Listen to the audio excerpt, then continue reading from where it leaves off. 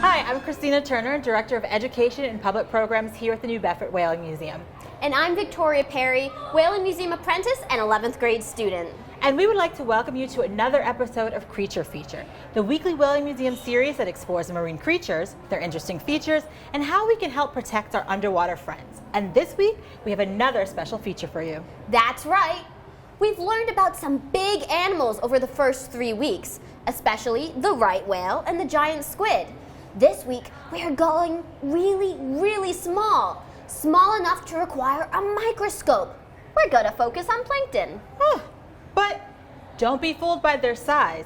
Plankton have a huge role in the creation and transfer of energy on the planet.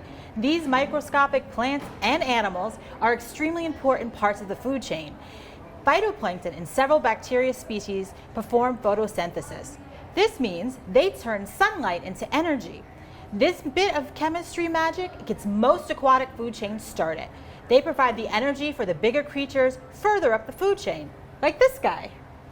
Christina, did you know that the word plankton comes from the Greek word that means wanderer? I did not know that. Some plankton just float in the water. Others are really good at moving up and down in the water column, but they can't swim against the current. Well, did you know there are actually 3 types of plankton?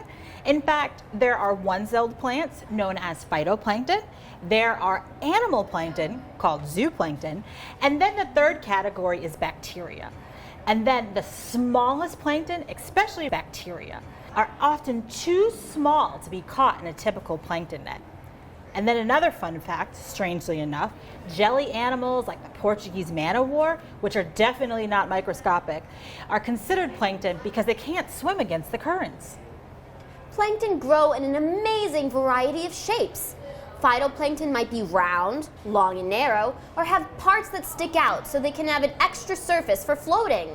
Some look like a series of chain links. One actually looks like a drinking bug. Some phytoplankton have tiny whips called flagella that make it possible for them to swim. Imagine that, swimming plants. I wish my plants could swim. Zooplankton shapes are equally as interesting. In fact, some of these little animals, such as copepods, the favorite food of right whales, spend their entire lives as plankton. Others, like crabs and scallops, for example, well, they begin their life as zooplankton and then grow out of this stage. Zooplankton are usually the second step in the aquatic food chain. Researchers often take ocean samples using a plankton net. Knowing which species are present, especially when studying an endangered species like the right whale, helps us to understand the health of the ocean in that location.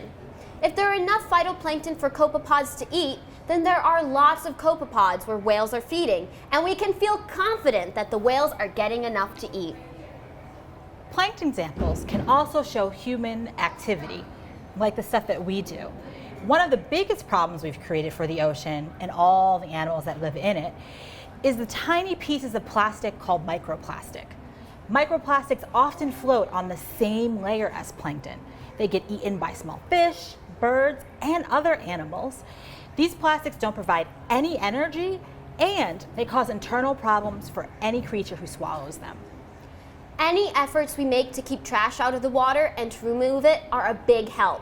Here in New Bedford, a trash removing device called a trash skimmer, nicknamed Wally, is a project in partnership with the City of New Bedford, the Community Boating Center, and other partners to monitor and remove trash from the harbor. Over 300 gallons of water are cleaned and aerated per day, every day. That is a lot of water.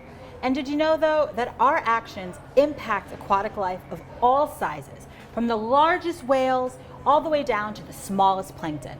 You can help by keeping trash out of the water. And the next time you're at the beach, take a closer look at ocean water. You might be surprised by what you find.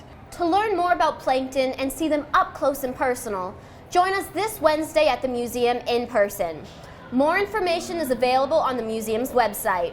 We look forward to seeing you there and learning more together. And as always, we will see everyone next week for another Creature Feature.